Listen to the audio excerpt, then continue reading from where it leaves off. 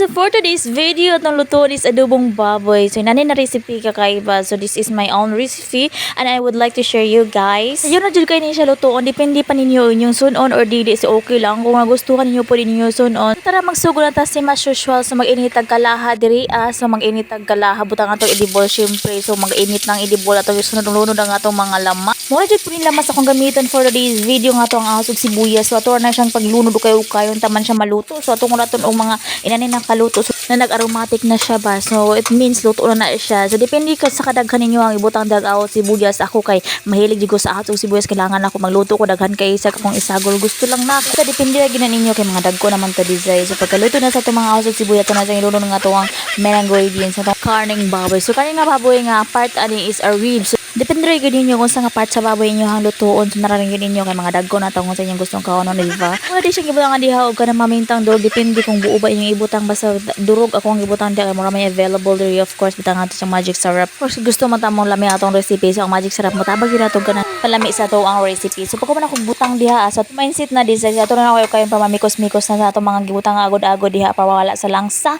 So kayo na to taman siya mamikos-mikos siya matanan ba mabudburan sa to ang kanang pamintaw og magic syrup. So lisod kay sa ukayon day kay akong kamot isa ra kabukong di ukay diha nya akong kalaha magirog-irog pa diha kay abot lang niya ngano mairog-irog siya ganahan ra pud siya maglisod-lisod ko diri ang gapita. So ako ran siyang pagkumaguy-ukay ako ran siyang gipa kopsan gibiyaan sa akong pila ka minuto. So mga 2 to 3 minutes akong gibalik. So ukay-ukay og utro para mabaliktad na pud ba kay tuna sa babaw na sa ubos. So nagtubig na siya as you can see. So English yan jizay. So pinaghirapan natin na talaga magluto taga og lami at tarungon day. So atong kayo-kayon taman siya mamikos-mikos. Kawan ako kayo-ukay da feel na ko kapoy na ko nalipon na ang karne. Ako nasang gisunod og butang ato ang oyster sauce. So ako lang sang gibutang oyster sauce sa karning baboy magunin siya depende ra po ninyo kung inyong butangan. This is only optional. So of course pagka man ako butang akong gikay-ukay day. So mindset ba? Mindset. Ako na pa rin gisunod ang tuyo nga atong pampanimpla. So of course adobo ni siya. So kailangan na to nga itom-itom yung color kay ganantag color ganon.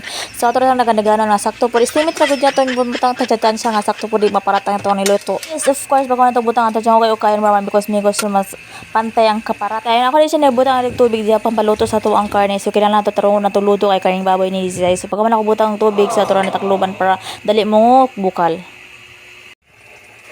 After mga 2 to 3 or 5 minutes, nabukal na siya. So ako ra siyang gi-check ug akong ukay-ukayon para mapantay. Ang nasa ilalom ibabaw para maluto pud siya og tubig. Umatubigan siya maluto sa tarong baw, di ba? Tarong ukay-ukay. So part ng gina sa to ang mga recipe kailangan to ukay-ukayon para mapantay og luto, mapantay ang lasa tatan. Okay, so ako ra pa sa takluban og balik sa turon ng hurtog mahubas. 13 to 15 minutes mahina lang na apoy hay nani na iyang resulta na siya gamay nga tubig ng caramelize na iyang sabaw. So ako ra siyang ukay para ma-mix yung mga lasa na sa sabaw. So ato na ko ukayan para mapantay yung lasa kaaparat o syempre kalami sa to ang recipe. So dili na to na i-deny. Lami gyud ta muluto sa to ang own version. So ako ra siyang gibutangan og kanang bangag sa tunga kaya ko ang ibutang ako ang patatas. So kaning patatas optional ra gyud ni. So ako ra yun yung recipe ganahan man gyud ko nga mukaon kung kanang mga something adobo na mga vegetables. So parang feel na ko ang patatas ray bagay ikatagol diri sa karning baboy. So usually manggod mag-adobo ko sa manok depende magsabutang jud ko drag carrots, patatas pero kani kay baboy man so patatas ra ko yung ibutang kay basan dili pod maangayan sa ako ang kauban nga mukaon di ani. Of course since luto na tong recipe ako nang ibutang ato ang sili green o sili nga pula pampasipa. So ato na siyang kanang ingan og kanang kalayo. So butang na to mga 2 to 3 or 5 minutes depende kung kailangan pahubso nimo ang sabaw. So para sa ko okay na sa inani. So sa panyang gulat maluto na mo and thank you Lord for the blessings and happy time everyone. Goodbye mga on.